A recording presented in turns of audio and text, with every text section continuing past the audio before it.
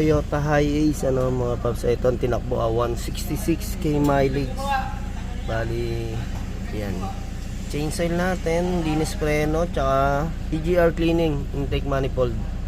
Para ma-tune up naman ang maganda-ganda, makatipid tayo sa ating fuel.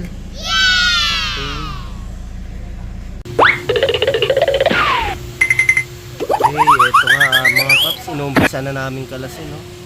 Yung ating EGR valve tsaka intake manifold. Yes!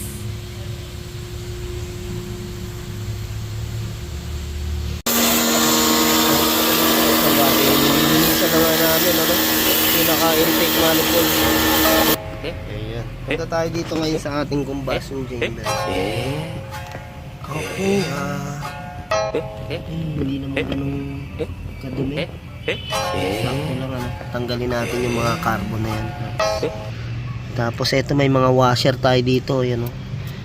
Linisan lang din natin, tapos ibalik natin. Huwag na natin lagyan ng silicone gasket, mga paps. Okay yan, ganyan lang talaga yan. Okay, tapos di-drain ko na. Okay, ito yung paps. Change oil yan. Okay paps, ito yung ating EGR valve. Talagang nagtututong naman na pala din, oh. Yan. Okay. Isa sa nagpapalakas ng ating fuel, nagbabawas ang hatak dahil sa carbon na to, no? Kaya kung malinis to, magaan yung takbo ng ating sasakyan, mga idol. Wow! Paps, change oil na rin po natin, kaya ito pinalitan na natin ng oil filter. Okay, tapos ito lilinisin nga natin pinaka yung combustion chamber nga, no, mga paps, para matanggal lang din natin yung carbon. Maganda ng yan, tanggalin natin yung pinaka gasket para mas maganda linisin.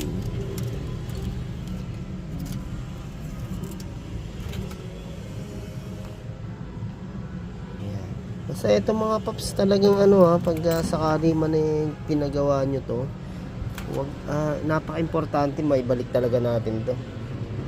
Yes! Kasi pag nagkasingaw yan, maapektuhan din yung takbo ng ating sasakyan, no? Pag may singaw, spray natin degreaser. Ito yung ating intake manifold, mga paps. So binabad muna natin, talagang para maganda yung linis. Saan ginagamit namin degreaser? Ito, ayan, napakaganda na itong panlinis.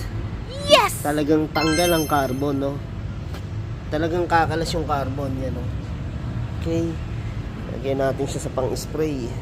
Yan, yung dumi na yan, papuputiin talaga natin yan, mga paps, no? Dahil nitong ginagamitan natin ng degreaser, talagang palalabasin natin yung kulay na original na kulay nitong ating combustion. Okay, sige mga idol, linisin ko muna,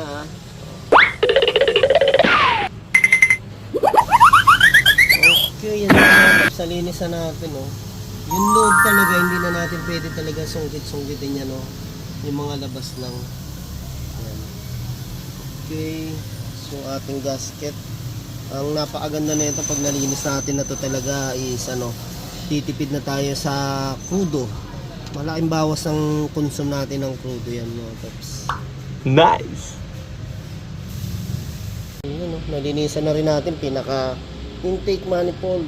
Ang linis.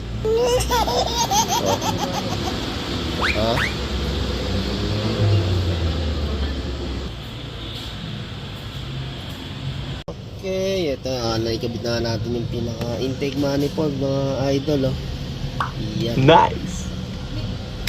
So yun mga paps, no, pag yung higpit nito is saktong higpit yung maganda, para talagang wala tayong singaw. Yes! Isa sa kailangan natin to yung maganda yung pagka-pitch. Okay, bali nga mga paps, sinama na natin linisan yung preno ni boss, ayan.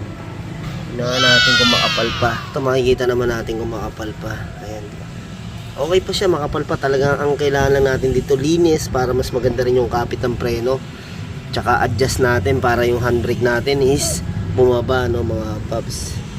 Ayan, ang kagandahan talaga niya pagka nalilinis yung ating preno. Wow! Yan, mas maganda yung pagka-apak natin sa preno. Yan na, sinasapunan ni partner. Okay, Nice. yan na, talagang nilinisan na maigi ni partner. No? Ayan mga paps, kung gusto nyo magpalinis ng preno, yan o. Siya lang po kayo dito sa ating AE Car Care Services. Yan o. Wow! Yan, na-adjust na nga natin yung pinaka-handbrake.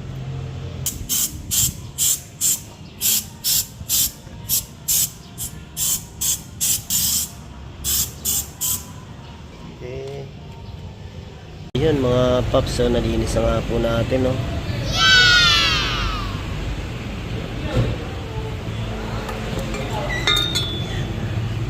Throttle body, EGR valve. Okay. Mga paps, pero syempre sprayan pa rin natin ng ano.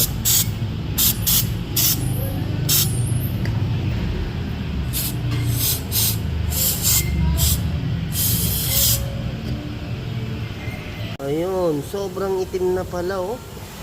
Isa sa ano natin to, low power ng sasakyan o kaya nagpapabagal ng takbo. Mga ayan. Okay, yun nga mga paps, ano, kinakabit na namin yung fuel filter. Yun. Tapos ito nga, nililinisan natin yung preno, ano.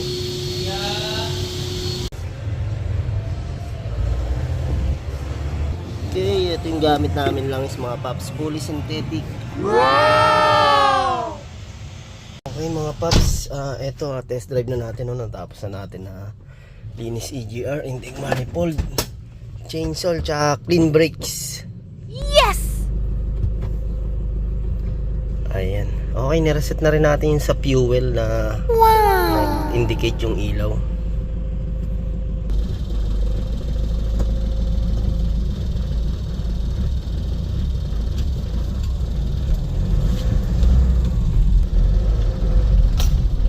Ayos, lakas ng hatak mga paps.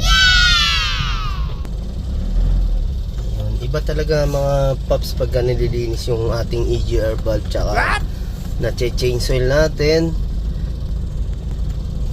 Ayan, tapos yung isa pa, yung fuel filter na palitan natin, no? Yes! Okay. Ayan mga paps, yung ating AE Car Care Services. Ayan, pasyalan po kayo mga paps, no?